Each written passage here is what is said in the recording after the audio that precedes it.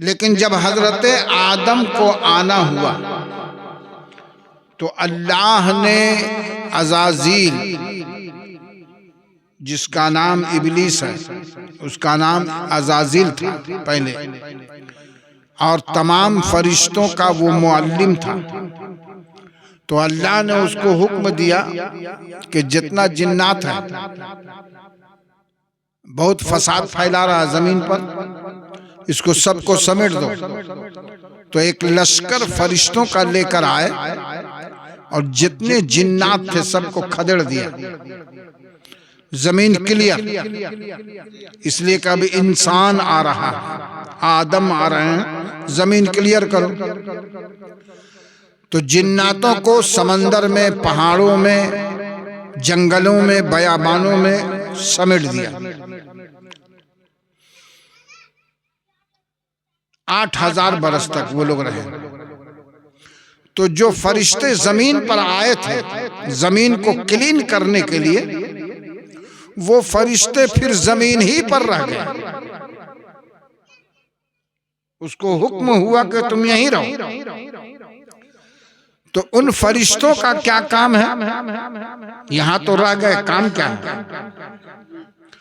तो वो तमाम फरिश्ते जमीन में घूमते हैं और ये ढूंढते हैं कि कहां अल्लाह का और रसूलुल्लाह का जिक्र हो रहा है, कहां अल्लाह का और रसूलुल्लाह का नाम लिया जा रहा है, जिक्र हो रहा है, अल्लाह की बात हो रही है। वो घूमते रहते हैं और जहां कहीं देखा कि महफिल सजी है, अल्लाह उसके रसूल की बात हो रही है, तो चारों तरफ से वो फरिश्ते खड़े हो जाते हैं। हम लोग तो नहीं देख रहे हैं, मगर हदीस है तो यकीन करना होगा, हदीस है तो यकीन करना होगा। सारे फरिश्ते खड़े हैं, वो जनाब सुन रहे हैं और अपने पर का साया किए हुए हैं। जितने लोग यहाँ बैठे हैं, इसके पर, इसके ऊपर फरिश्तों के पर का साया है और चारों तरफ घेरा बांध करके खड़े हैं। वो जिक्र सुन रहे हैं, अल्लाह का जिक्र सुन रहे हैं, नातें सुन रहे हैं, रसूलुल्लाह की बात सुन रहे हैं। और जब तक जिक्र होता रहेगा वो खड़े रहेंगे। जब महफिल खत्म हो जाएगी तो उन फरिश्तों का काम है कि जो नेक अमल किया गया है वो सब को लेकर के फिर ऊपर उठते हैं आसमान की तरफ, और वहां जाकर के अल्लाह की बारगाह में पेश करते हैं। ए अल्लाह, तेरे बंदों ने तेरा जिक्र किया, तेरा नाम लिया। तो अल्लाह फरमाता है कि मेरे बंदों ने मेरा जिक्र किया, मेरा नाम लिया, मेरी रहमत की बात किया, मेरी कहारी का तज़किरा किया। ए फरिश्तों, ये बताओ कि क्या उन लोगों ने मुझे देखा? उन लोगों ने मुझे देखा? कहा नहीं है अल्लाह, उन लोगों ने नहीं देखा। कहा नहीं देखा तो इतना डरते हैं, जब देख लेगा तो क्या होगा? ए फरिश्तों, तुम गवाह रहना, जितने लोग वहां बैठे थे हमको सबको हमने बख्श दिया,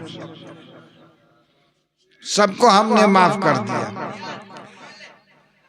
तो ये मिलाद शरीफ की अहमियत को हम नहीं समझ रहे हैं। ठीक है, मिजाज बदलता जा रहा है लोगों का, और अब लोगों का मिजाज ये हो गया है कि नात खानी ज्यादा सुनते हैं। ठीक है, 8 गो नात पढ़ने वाला रहेगा और 1 तकरीर करने वाला, 1.5 घंटा तो नात खानी होगी।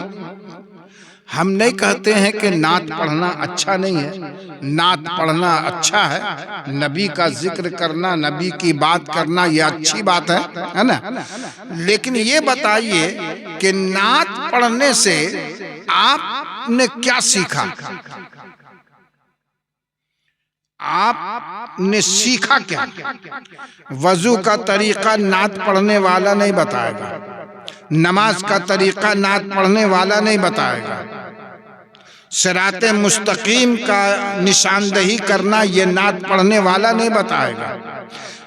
बीवी के हुकूक शौहर पर क्या है ये वो नहीं बताएगा, ये तो कोई तकरीर करने वाला ही बताएगा। बात समझ रहे हैं? लेकिन लोगों का मिजाज बदलता जा रहा है। अब नात खानी की तरफ लोगों का मिजाज ढलता जा रहा है और सीखने सिखाने का जो एक प्लेटफार्म है मिलाद शरीफ या जलसा, वहां भी अब सीखने सिखाने का मिजाज नहीं है। सुभान अल्लाह सुभान अल्लाह सुभान अल्लाह, ठीक है, नारे तकबीर अल्लाहु अकबर।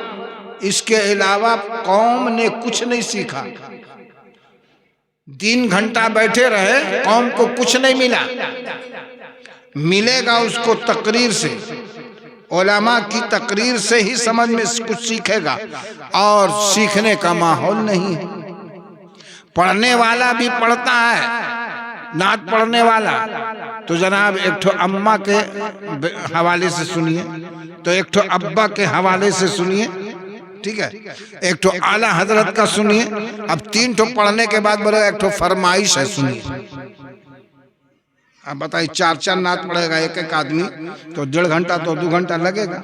लेकिन जो सीखने का हम नहीं कह रहे हैं कि हाँ ये गलत है, नात खानी करना ये अच्छी बात है और उसमें भी सवाब है, लेकिन आपको जो सीखने का एक प्लेटफार्म है उससे तो आप अलग हो गए। आपको सीखने का जो मौका था उसमें आपने कुछ नहीं सीखा सिवाय इसके के नात खानी। तो मिजाज को बदलिए, कुछ सीखने का जब मौका है तो उसमें कुछ सीखिए, और सीखने की जहां तक बात आएगी तो ये बात आपको तकरीर ही से मिलेगी। आज मरहूम अलाउद्दीन अंसारी साहब, अल्लाह ताला उनकी बख्शिश फरमाए, बड़े अच्छे आदमी थे।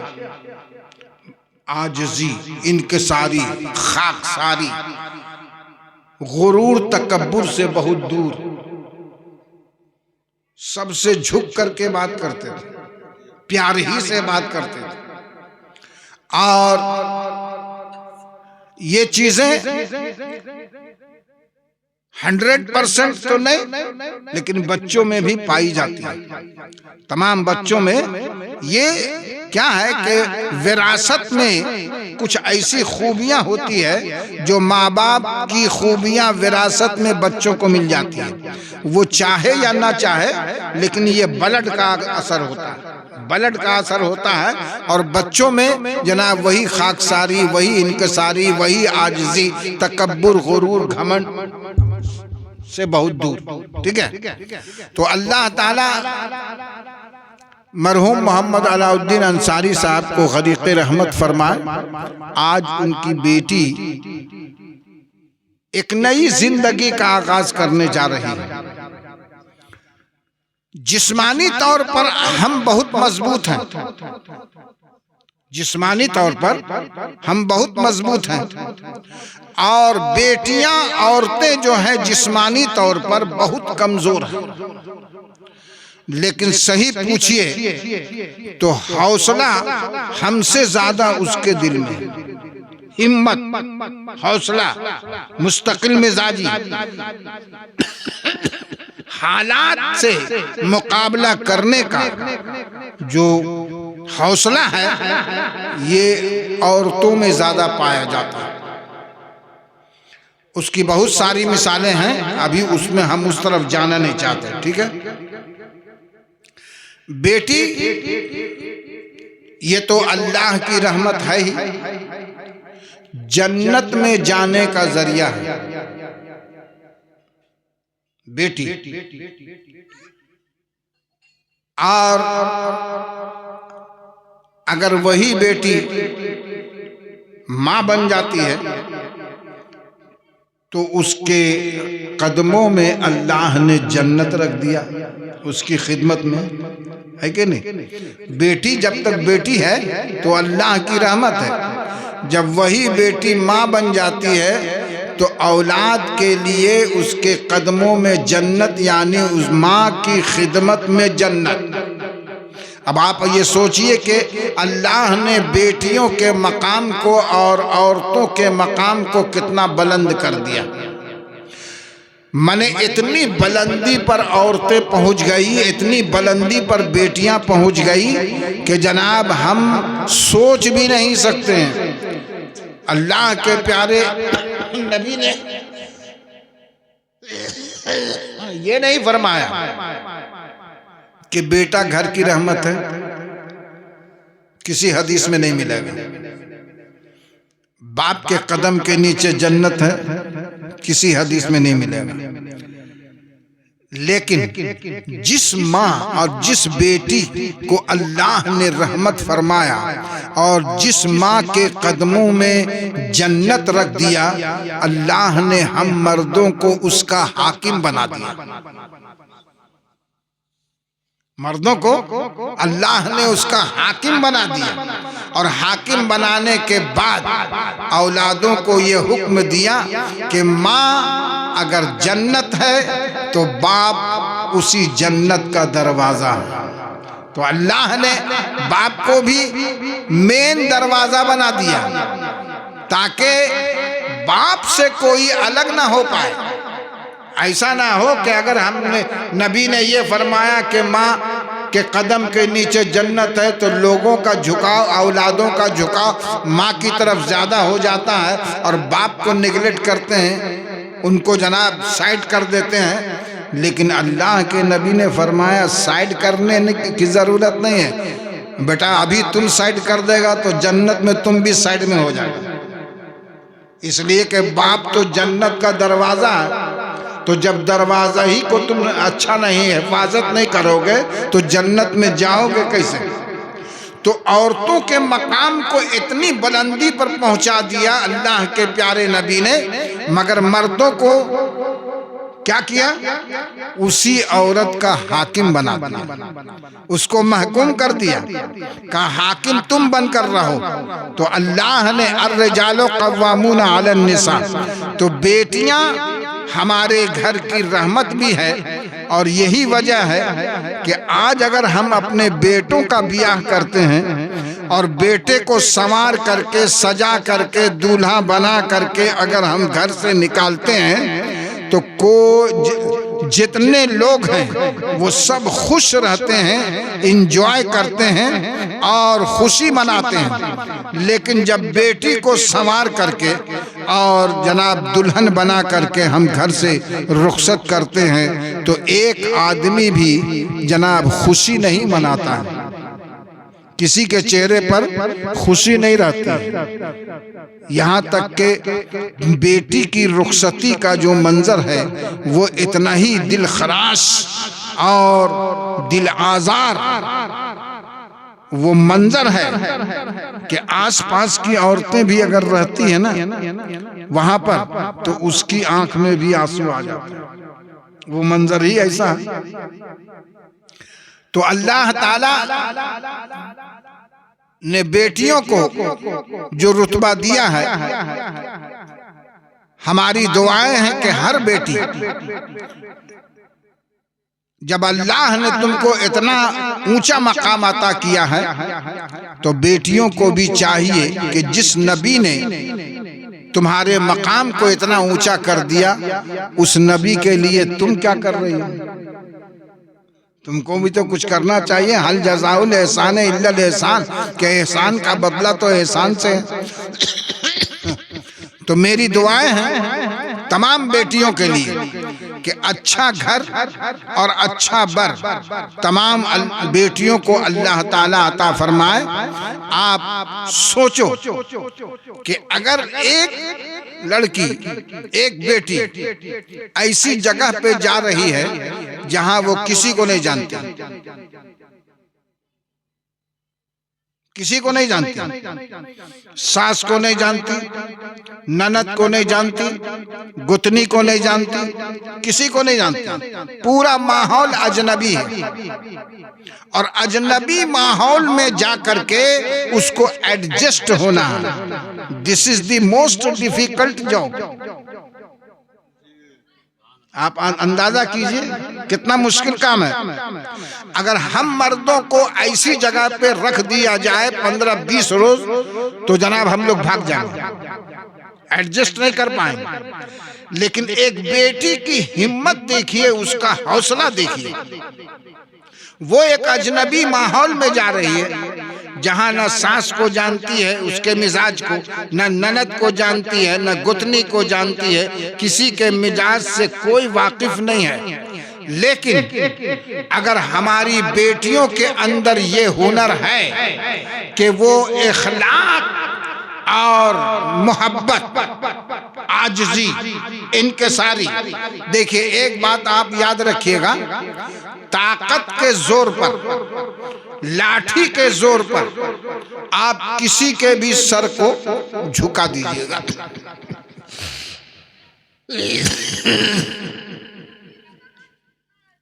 लेकिन मोहब्बत एक ऐसी चीज है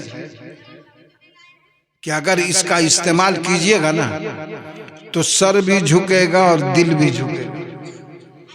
सर भी झुकेगा और दिल भी झुकेगा, है ना। मोहब्बत में वो ताकत है कि सितमगर टूट जाता है, और सलीका हो तो शीशे से पत्थर टूट जाता है।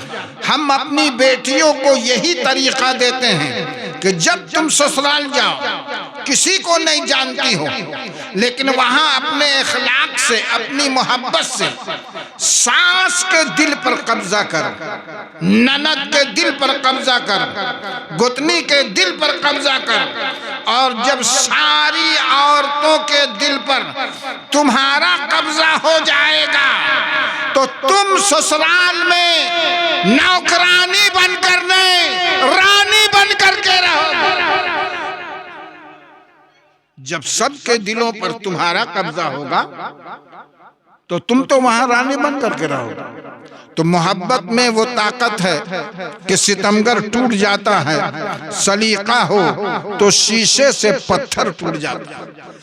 इसीलिए अल्लाह के प्यारे नबी ने एक मौके पर जब हजरत फातिमा ने पूछा, या रसूल अल्लाह, जन्नत में हमसे पहले कौन जाएगा? फातिमा ने पूछा। हजरत फातिमा खातून जन्नत से सोचा कि हमसे पहले कौन जन्नत में जा सकती, कोई औरत, सबसे पहले तो हम ही जन्नत में जाएंगे। लेकिन अल्लाह के प्यारे नबी ने फरमाया, फातिमा, एक औरत ऐसी है जो तुमसे पहले जन्नत में जाएगी। तो हजरत फातिमा ने सोचा, या रसूल अल्लाह, हमसे पहले जन्नत में कौन औरत जाएगी? कहा, तुम मुझसे मिलना चाहती हो? कहा, अभी मदीने में वो औरत है, जाकर के मिल लो। तो फातिमा ने सोचा कि जरूर उस औरत के अंदर बहुत सारी खूबियां होगी, तहज्जुद की नमाजें पढ़ती होगी, दिन में रोजा रखती होगी, बहुत नेकियां करती होगी, तब ना हमसे पहले जन्नत में जाएगी। तो फातिमा खातून जन्नत गई मिलने के लिए। देखिए, दरवाजा पर दस्तक दिया, कौन? अंदर से एक औरत की आवाज आई, कौन? कहा, मैं फातिमा, रसूल की बेटी, अली की बीवी, हसन हुसैन की माँ, खातून जन्नत। तो औरत क्या बोलती है? अब बोलिए, अगर आपके घर में हम पहुंच जाए दरवाजे पर, तो आप इतना सवाल कीजिएगा, जब आपको मालूम होगा कि अरे हाफिज साहब आए हैं, जल्दी से दरवाजा खोल दीजिएगा, आइए हाफिज साहब, आइए बैठिए, बोलिएगा ना, कहाँ बैठाएं, कहाँ उठाएं। और अगर कहीं आपके पीर साहब आ गए, कछौछा वाले पीर साहब, बरेली वाले पीर साहब, अगर पीर साहब आ गए और आपके दरवाजे पर जनाब दस्तक दिया, तो आप इतना सवाल कीजिएगा, जल्दी से पीर साहब को बुलाइएगा, है कि नहीं, बैठाइएगा। और यहाँ तो कोई पीर की बात नहीं है, यहाँ तो फातिमा की बात है। औरत बोल रही है, आपका आना मुबारक, मगर दरवाजा नहीं खुलेगा। बोलिए, आपका आना मुबारक, ये मेरा नसीब है कि आप मेरे दरवाजे तक आई, मगर दरवाजा नहीं खुलेगा। फातिमा ने कहा, क्यों? कहा आज आप बराए मेहरबानी वापस चले जाइए, रात में मेरा शौहर आएगा ना तो उससे हम इजाजत लेकर के रखें। बोलिए कितनी बड़ी बात है। वापस कर दिया, फातिमा चली गई। रात में जब शौहर आया तो बीवी ने कहा अरे आज तो हजरत फातिमा खातून जन्नत आई थी। तो शौहर ने चमक करके कहा अरे तो घर में बुलाया कि नहीं बुलाया, बैठाया कि नहीं बैठाया, खातिर तवाज़ो किया कि नहीं। कहा आपकी इजाजत नहीं थी इसलिए नहीं बुलाया। कहा अरे बदनसीब, अगर कल आ जाए तो उसको अंदर बुला लेना। ये तो नसीब की बात है कि खातून जन्नत तुम्हारे दरवाजे पर है, मेरी इजाजत की क्या जरूरत। दूसरे दिन फातिमा आई तो हसन हुसैन को ले लिया साथ में, दरवाजे पे दस्तक दिया। कहा कौन? कहा फातिमा। कहा आपके लिए तो मैंने अपने शौहर से इजाजत ले लिया है, आपके साथ और तो कोई नहीं है। कहा मेरे बेटे हैं। कहा तो बेटे के लिए इजाजत नहीं है, बेटे के लिए इजाजत नहीं है, तो आप आ सकती हैं। तो फातिमा ने कहा मैं अंदर चली जाऊंगी या मेरे बेटे बाहर रहेंगे, तो ये हो सकता है। तो एक काम कीजिए, आज वापस चले जाइए, मेरा शौहर जब आएगा तो रात में उनसे इजाजत ले लूंगी, तो फिर कल आइए। कितनी बड़ी बात है। वापस कर दिया, चली गई। शौहर रात में आया तो पूछा फातिमा आई थी? कहा फातिमा तो आई थी, फातिमा के लिए तो इजाजत था, लेकिन उनके साथ उनके बेटे थे, तो बेटे के लिए तो आपने इजाजत नहीं दिया। शौहर को आ गया जलाल। कहा अरे कम नसीब, अगर फातिमा के साथ पूरा जमाना आ जाए तो बुला लेना, मेरी इजाजत की जरूरत नहीं है।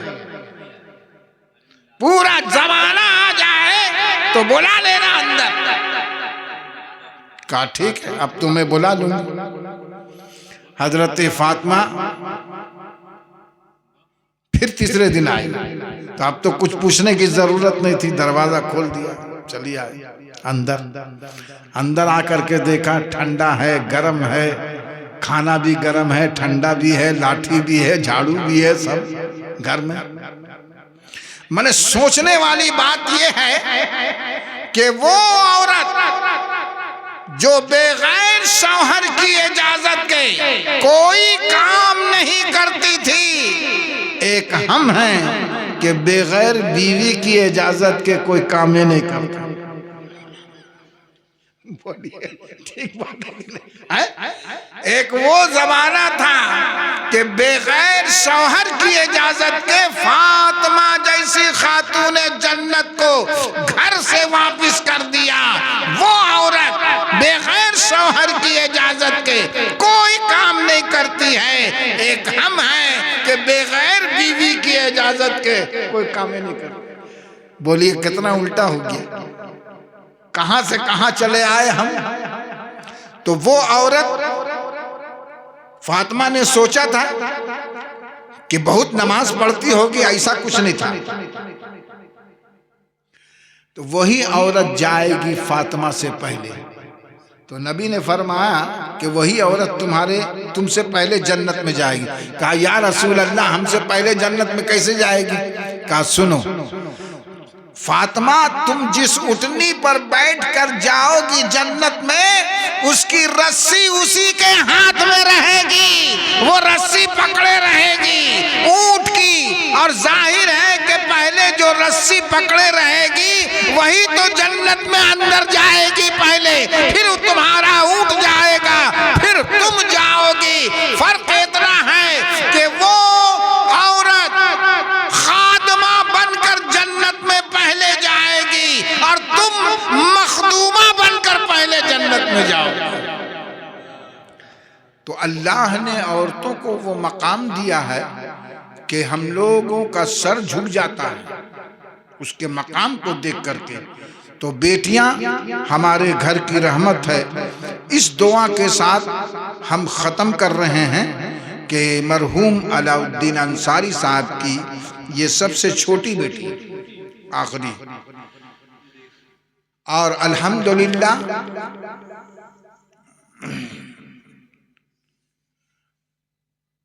बेटी के ब्याह में हिम्मत चाहिए, हौसला पूरे घर वालों के लिए। और होता है ऐसा कि घर वाले परेशान रहते हैं, अरे ई नहीं होलो रे, तो ई नहीं होलो रे, तो ई नहीं होलो रे, तो ई नहीं, माने कमी, ऐसा नहीं हुआ, वैसा नहीं हुआ। और देखा ये गया कि ठीक शादी का दिन आता है और सब इंतजाम हो जाता है। माने अल्लाह की तरफ से ऐसा होता है, सारे लोग टेंशन में रहेंगे, ये नहीं हुआ, वो नहीं हुआ, लेकिन शादी के दिन तक सब इंतजाम हो जाता है। ये अल्लाह की तरफ से मदद होती है, अल्लाह की तरफ से ताउन होता है। और हमारी हम सब की दुआएं उस बच्ची के साथ हैं। अल्लाह ताला उस बच्ची की ज़िंदगी में बरकत अता फरमाए। जिस्मानी जितनी परेशानियां उसके साथ हैं अल्लाह ताला उसको दूर फरमाए। और जिस बेटे से मंसूब हुई है अल्लाह ताला उसकी ज़िंदगी में भी बरकत अता फरमाए। दोनों बच्चों के दरमियान इत्तेहाद और मोहब्बत अता फरमाए। अल्लाह ताला दोनों ख़ानदान और दोनों घरानों के बीच अल्लाह ताला इत्तेहाद और मोहब्बत अता फरमाए। और जनाब मरहूम अलाउद्दीन अंसारी साहब को अल्लाह ताला करवट करवट जन्नत अता फरमाए। वमा अलैना इल्लल बलाग। आइए खड़े होकर के सलातो सलाम।